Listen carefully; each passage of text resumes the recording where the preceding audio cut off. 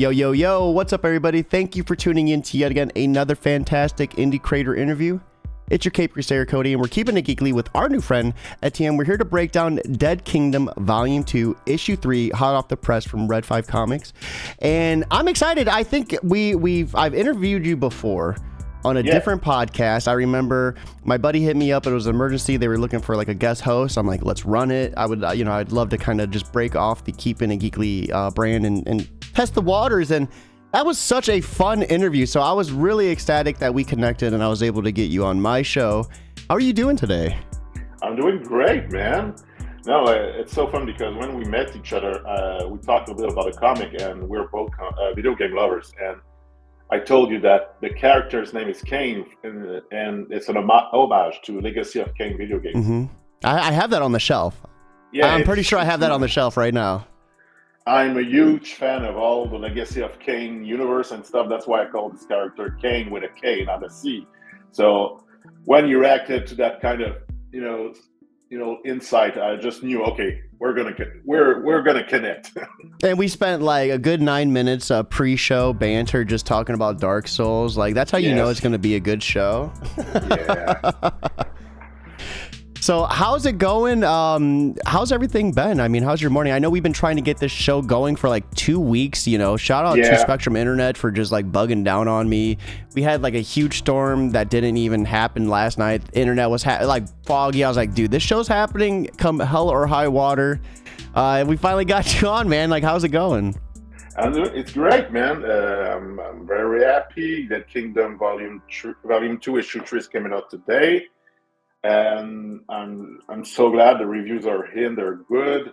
I'm having the time of my life doing this comic. It's so fun, and there's great opportunities that's coming up my way. I'm already working on 2 other projects that I can't talk about right now, but I'm very happy about them. And there's a couple of great cons that's coming. If you live near Montreal, I mean, there's Montreal Comic Con this summer, and there's also at the end of May. It's called the Comic Book Festival in Montreal. It's like a 3 days all outdoor festival about everything comic book. So can't wait to go there. That sounds so exciting. So how did you get involved with all of this comic creation? Like, what was some of your first steps into it?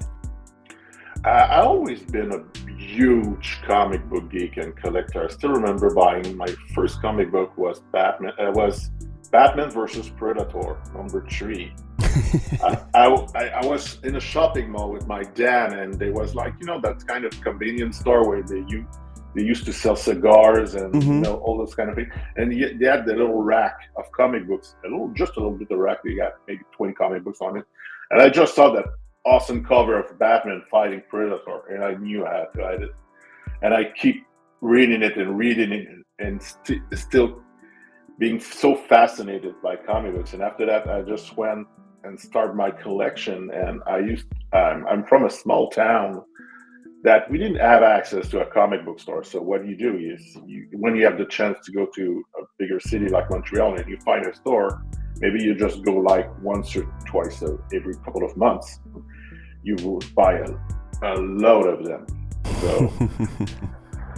So my passion grew. I still have a pretty big collection downstairs that I said to myself, one day I have to classify all of them. Buy the big cool boxes and make just I don't even remember what I have. I know I have a great collection, but I still don't remember all of the stuff I have. So as always, since I was young, I used to draw. I love to draw. So with the passion of comics, when those two just merged together, and I always have that huge imagination. So I started to make some stories from cartoons I used to watch. Gargoyles, G.I. Joe, Transformers. I inspired myself from those kind of cartoons and just made up my own stories. So as the years went on, I continued to draw. I continued drawing and make comic books, but you still have that. I think every artist knows that feeling. Is it good enough? Am I good enough? Is it worth it? Breaking into comics is back then, before Kickstarter and all that, it was a big challenge.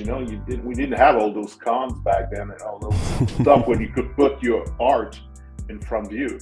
So, I just keep it aside, put it on back burner, and still working on that, but keep it close to my chest, so I didn't let other people, look at them or read them.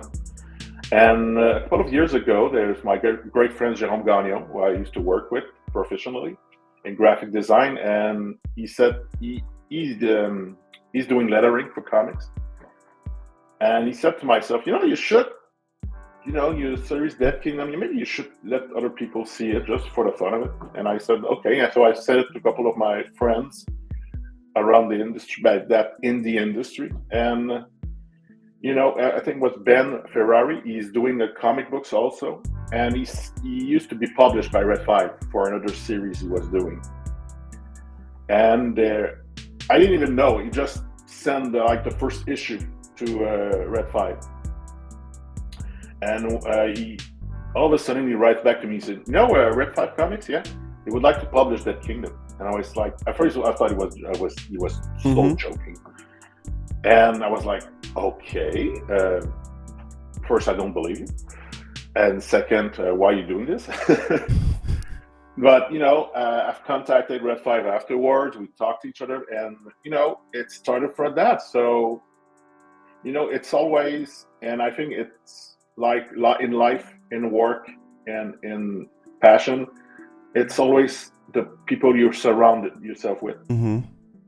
I think that always make a huge difference, because if it wouldn't have been for my friends and all that great people in the industry, I wouldn't have had the guts to go forward with the comic. So, it's always the great friends you have and the great people you know. So it went from there. When Dead Kingdom came out, the first issue was sold out on day one. It was super great. That's such an awesome feeling. Yeah, it's weird because I was waiting for my copies, and I wrote to Red 5 and said, "Hey, I didn't receive my copies yet." He said, "We have a good news and we have bad news." So he said, "Okay, what's the good news?" "Well, we sold out." "Oh, that's great. And what's the bad news?" "We sold out your copies too." So Dead Kingdom, we were talking backstage. Yeah. You said there was some big influences, and it was supposed to take place in the present day, like Resident Evil, Walking Dead vibes. Give us an idea of kind of what that looked like before you came to what Dead Kingdom is as it is currently. Well, I've always been a huge fan of George Romero's zombies movies. Those for me was the way I was introduced in the undead world. I remember when I was a kid, I used to go to the video store because in the time there was VHS, and there was that movie called Dawn of the Dead, and in French it was just called Zombie 2. So we rented it on a dare at first because we used to find the most weird horror zombies to rent. So we decided to rent this one, and as soon as we finished it, we were hooked. I big fan of horror movies and zombies movies. So you inspire yourself from the passion you have. So all those kind of ideas started to form in the story from Dead Kingdom. But I was also a huge fan of Resident Evil also. So you try to inspire yourself from all those kind of video game or movies or stories, but you still want to keep it fresh. You don't want to just say, "Oh, just copy those kind of elements." And the problem was, as I was going to the story, I said, "My God, it's not fresh enough. It's not original enough." And during that time, Dead Kingdom came out. I was like, "Okay, that's even worse then." So what I did is when I started to brainstorm on new ideas, I'll just put Dead Kingdom aside for now, and I'll work on another concept.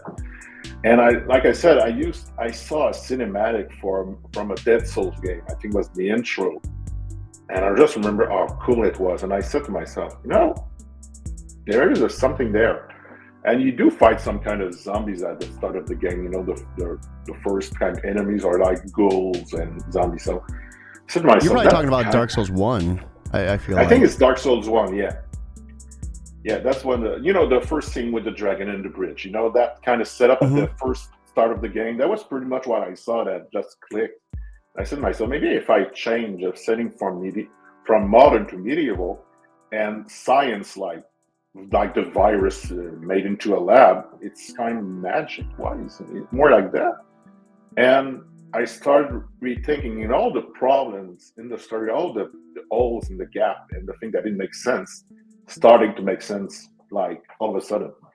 So I knew I had something there. When the settings were medieval with knights, and the religion at the time, and the fact that you can't fight with guns, you have to fight with swords, and you have to fight close quarters. And at first, there's no way to communicate with the city, so you don't know how to kill those zombies. At first, it's like, okay, you have to destroy the brain. I always wanted to keep that kind of lore intact, but if you knew, but 3 towns over, they don't know that.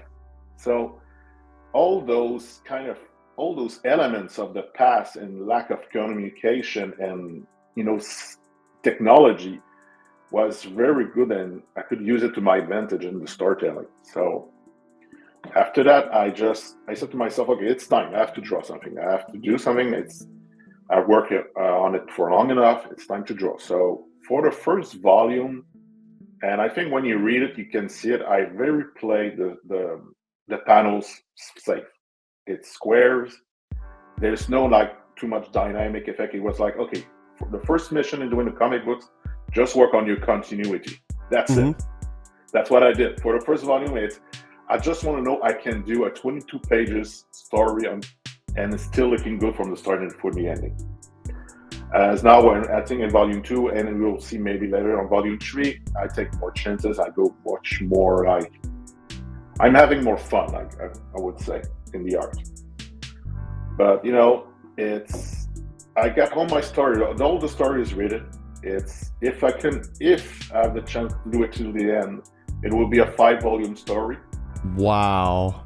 Yeah, I know the last panel. I know the last page. I know the last line of dialogue. I have that big kind of PowerPoint document. It's all the big not action ball and big story points for each volume. And when I start writing a new volume or new issue, okay, I'll take those one. Okay, all of that you have to be in this issue. Sometimes it changes a little bit, but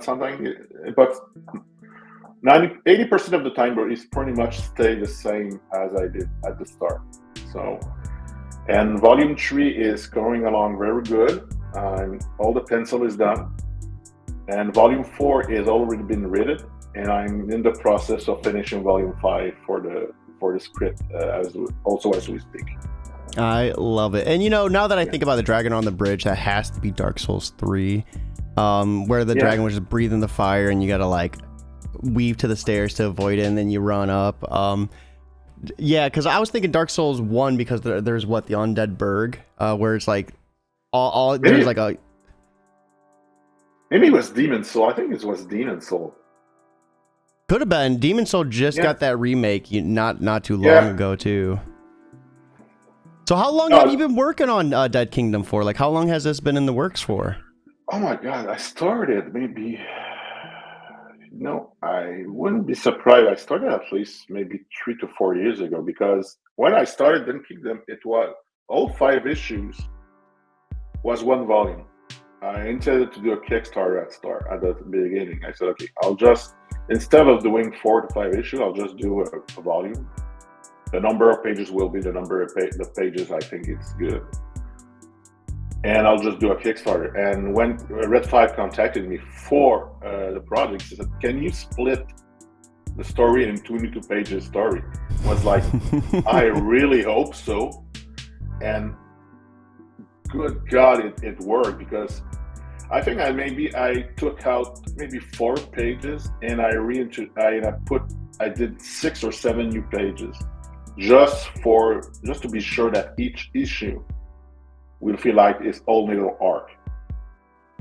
So, but at the end, it worked for the best, I think, because I could like made some story decision I feel was were too quick, Hmm. and I could take more time to explain some stuff. So it worked very well. And but afterward, because when you write, when I started writing volume two, it's like, okay, now you don't write in a volume kind of way. You have to write in issues kind of way. It always has to fit in 22 pages issue. So you said this, okay, so everything that's like in my PowerPoint, you have to break it down in 22 pages, like story, start, middle, and end. So that was a little bit of a challenge, but it worked. I'm not complaining. It worked pretty well. And I mean, that sounds like it would be stressful trying to break a volume down into issues when it originally wasn't intended to be separate issues. But speaking of that, I had the chance to read volume one, at least a big chunk. I think I'm like at 100 pages of what it was, like 140, I think. There was such a large, I went to go open it up and I was like thinking like, oh, okay, 20, 2 page or something. There's 140. I was like, what? And it was gorgeous. These interiors are phenomenal. One thing that was just so cool was like whenever we transition to a new city, you get that nice like view and then like the text, and it felt like such a cinematic feeling to it. And it was really cool because later on in volume one, we go back to a city and it's like the first one was like all lively looking, and then it's like all like war torn. Yeah. There's bodies, and I'm like, dude, this is really cool. Like how you have like these breadcrumbs, like kind of like visual breadcrumbs of how things looked in the past, and then a few issues later you get that recap and it's like all like war torn. It's like, dude, this is destruction right now. Yeah, that's a little bit of trick part, because you said to yourself, how long would it take for it to spread, you know? So I said to myself, okay, it's not like in a movie, like everybody taking the cars and playing. So it would spread pretty quickly because village used to be much closer to each other. Mm-hmm. I think, So, and there's, you have to put like the main character away for a couple of days just for it to spread a little bit for moving the story along. So I did use that kind of storytelling-ish that he'd use, and then 20 days later in Walking Dead, when the main character is not available, I should say, for a couple of times. So for the world to progress around him. So that was, I borrowed this, I think, from Dead Kingdom and 28 Days Later. But it's fun because to see how people would react in that situation. Is it like the devil who decided to raise the dead from the earth, or is it a plague? And that aspect was so much fun to work with. See in volume one, you see the guy who's trying to burn the inn because there's maybe there's undead in it. So I love to wrote that thing like, we're doing God works, because he thinks he's doing the good things like destroying demons, and that was those kind of details that was so much fun, that felt different from modern zombie stories. And I really love too, like how the retribution for that, how his leader comes up and was like, what the hell are you doing? There's people in there, like you're not doing God's work, and how he paid the price for it. It seems like a big part of this story is like paying the price for something, right? Paying the price for your action, paying the price for not being prepared. And we see that right away. I mean, some of the very first issues, when the undead are rising, we have a soldier run away to try to get a horse, and he's killed instantly. And it just feels like that's such a reoccurring feeling. What is Dead Kingdom for you? I guess if you were to like put it in, like, is there any sort of, I guess, like special meaning for it, or special like analogy, to some part for you? That's a great question. Honestly, it's going to sound cliche, but I think in life you have all those situations that test you in real life. And I think other people will always try to react against who they are to face a situation. And that's why I love that kingdom, and that kingdom. The story is much more. It's about love in a way. It's what are you prepared to do to protect and the people you love, and also it's who you are and how you will react to those kind of situations. Will you run away? Will you go forward? And that's why I love so much about Kane's character is he's not supposed to be a good guy. He was raised as a weapon. He was raised as a soldier to kill people. And one day, in face of all this horror, he decided, no more. I'm not that weapon. I'm a person. So he decided to start a normal life. And in face of all that tragedy and the undead, he said to himself, I have to become, I have to be something more than I used to be. But I have to stay honest about what I am. He's still a soldier. He has those skills. But still, what can I do with those skills that would help other people? So in a way, I'm trying to be like a superhero in a way, in an horror / undead story. He'll try to inspire the people. He'll try to do the right thing, but he will always not try to go back to what he used to be, like a mindless killer. And sometimes in life you face those situations in life and you just try, okay, I just want to stay true to who I am and what I need to do to go forward. And that's the story. He's trying to go forward in that big mess of a world. I really love how you had like the flashbacks of Kane and Alice's story. How we, in the first couple of issues, you just see them. You have no idea who they are, what's going on. There was even, if it felt like a nice, I don't know if it was intentional or not, but like having the other couple get killed, it felt like kind of like a mirror. We have the one couple getting caught in the bog, getting, the woman gets her face ripped off, and then you have Kane and Alice like laying in a meadow, in love, like on like a picnic date, and it's just like warm and bubbly, and the other one's just like cold and horrific. And I just loved how you were able to use those elements to kind of build up the anticipation and the payoff of actually seeing Kane and Alice, like how they met, how he's waking up at, nightmares of her as the undead. Another thing I really enjoyed is the way you portray the undead in this, how the only way to kill them is through the brain. So we actually see that in some of the interiors where they're getting stabbed through the chest and they're still able to launch forward and like bite a soldier even with a sword implanted in their chest. When you were creating these zombies, I guess like what was like your do's and don'ts? Like what made it a zombie for you, and like what trope did you not want to do with them? Another great question. It's always go back to my first love of zombies from the George Romero era.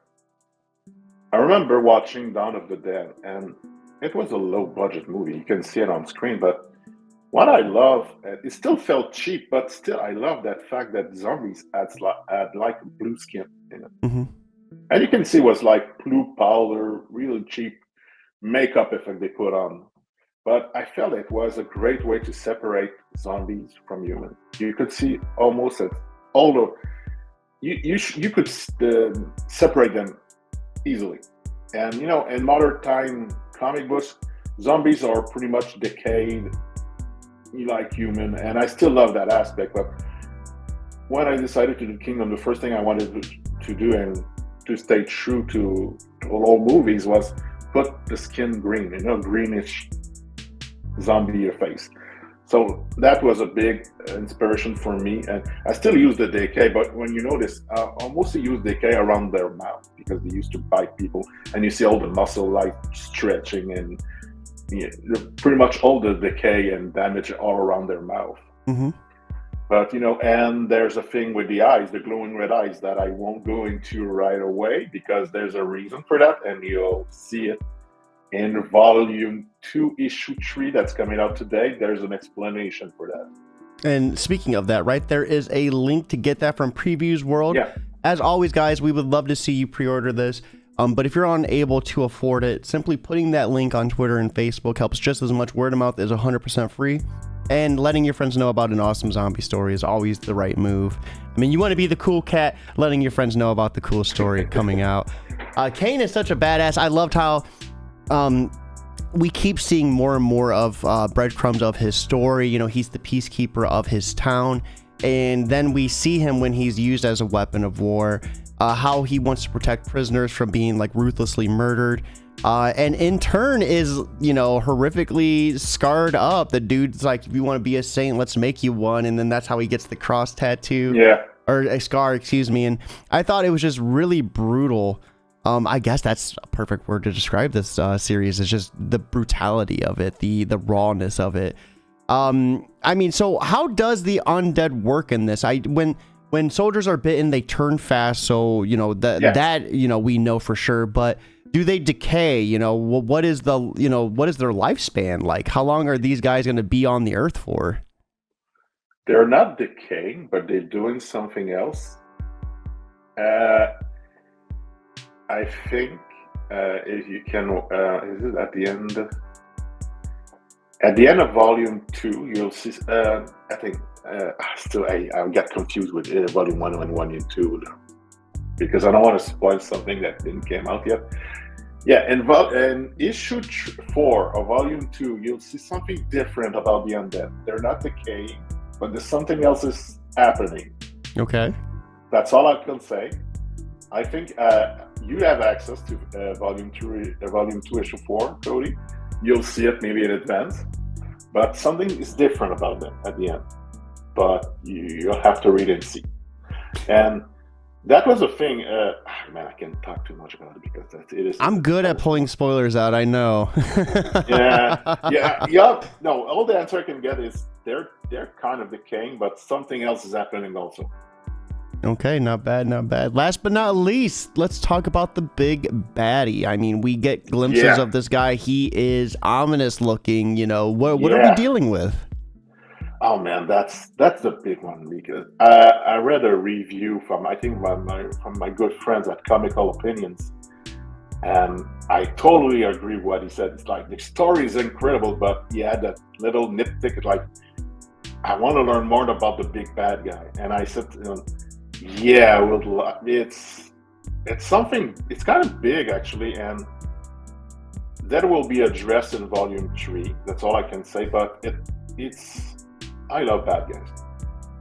I love more bad guys than I love heroes sometimes. And to construct the villain is tougher than everything else. Mm-hmm. Because you gotta like him, right? You gotta side with him to a degree. Exactly. You have to understand what he's doing. Why is he doing this? What's his reason? And you have to believe his reason, because he believes those reasons also. What he's doing for him is like, okay, I'm doing this because I know I'm right. But I'm not, but I am. That's the tricky part. So this will get more. I must admit, I'm taking my time with that aspect of the story. But when it will be revealed, it will all make sense. That's all I can say. It's coming. But, you know, because I don't want to say too much, but it'll be worth it, I think. But from the same side, designing him was a treat. It was so much fun to design that character. I wanted to incorporate everything I love about, you know, evil, and, you know, the cloak, that kind of cracked skin. It's inspiration from all the kind of thing sorcerer, you know, from Lord of the Rings, from Harry Potter, in a certain way, from all those kind of big things I remember seeing as a kid. That went all in for this design, and there's some great stuff coming up with him in it. And in a way, if it works, in volume 4 will be much more about him than everything else. You know, kind of looking at him a little bit too, after hearing the Resident Evil inspiration, he kind of reminds me a little bit of the merchant from Resident Evil 4, like with the hood. And after the fact, I realized that that's not intentional, but I noticed it after I designed it. I didn't after designing it, I started to watch Attack on Titans. And there's that Titans with the rock skin. I don't remember which one he was. The Armored Titan? The Armor Titans, and I said to myself, well, that kind of looks like him. Oh, the face, yeah. Yeah, there's some He similarities. better not have white hair underneath that hood. No, he's pretty much. I don't want to spoil it, but the body's pretty much like his face is. But there's a reason why he looks like that. There's a reason he's doing everything, all that stuff. But there's. I can't say much. I don't want to spoil it. So we got issue 3 volume 2 dropping today. When is issue 4 expected to drop? Expect next week. We had some issue 2 was supposed to come out 2 weeks ago. We had some shipping issues. It's life. What can we say? So you'll have 2 issues in 1 week, actually, in 2 weeks. So today we have issue 3, and next week you have issue 4. That will conclude volume 2. Not bad at all. Yeah. And then when does volume 3 start production? We hope around next year, maybe. That's what we're aiming for, because still we want to take some time. I'm working on the project as we speak. Mm-hmm. Still, volume 3 is pretty far along, so it's coming up great. And we still want to release. Maybe it's still we're not sure about it. But we would love to release the trade for volume 2 around Halloween if it works. It would be a great That'd be perfect. middle point. Mm-hmm. Just that'd be perfect. I would love that. That would be awesome. So we were aiming maybe like a volume per year, pretty much.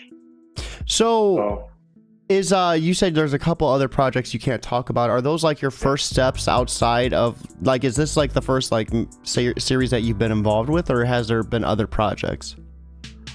What I'm working on is not. It's a project that I did not write.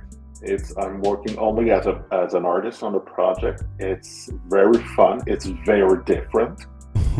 It got me out of my comfort zone. That's like, what can I say?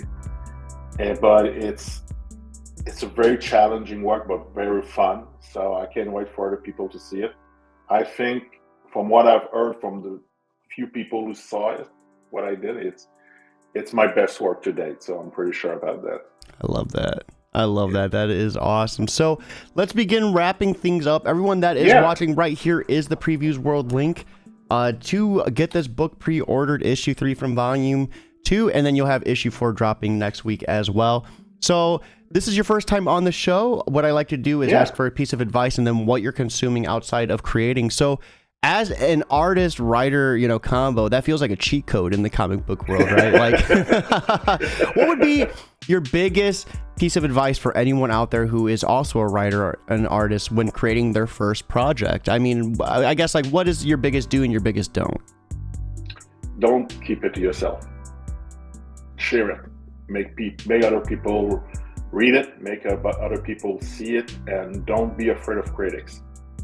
If you're a writer, if you're a graphic designer, if you're an artist, keep your ego at the door and let other people critique you. I can swear to you that always make the product better. I love that. You have talent? Of course you do. Do you have all the answers? No, you don't. That's what I learned in my 20 years in art. Let's share your art and your talents. Every time I've done, this is my 445th interview. In every interview, I always end it with asking questions, even though probably after my first 50, I was confident enough to be like, okay, well, I know what I'm doing.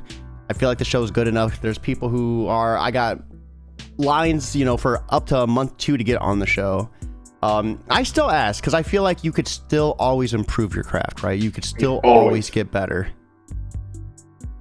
I don't have all the answers, so it's always fun. Feedback, it's a must. Awesome advice there. Last but not least, what are you up to? What video games are you playing? What TV shows are you watching? And what books are you reading? I'm reading the awesome Transformers universe comics right now. It is so fun. It's been such a long time since I had that much fun reading comics. It's so nostalgic. The story is incredible. The art is good. Transformers, Duke, Cobra Commander, all those great books are awesome. I cannot recommend them enough. Uh, Video games, I'm playing Helldivers 2 right now. It's a good, very good game. Yeah. And television, I just finished watching Bodies Problem from Netflix. Great show, great science fiction, great storytelling. I love it. And that's pretty much it as of now. All right, some awesome stuff to end that note on. Yeah. Thank you so much for swinging by. This was one hell of a conversation. We're going to have to get you back on for Volume 3 when that starts dropping, or maybe when you do the trade paperback and go to Kickstarter, get you on for that. But with that being said, it is time for us to wrap up. So everyone watching, be sure to hit that link in chat. If you can back, we'd love to see it. But if not, put that on Facebook and Twitter. Word of mouth is 100% free. Hope you all have a fantastic new comic book day. But most importantly, guys, keep it geekly.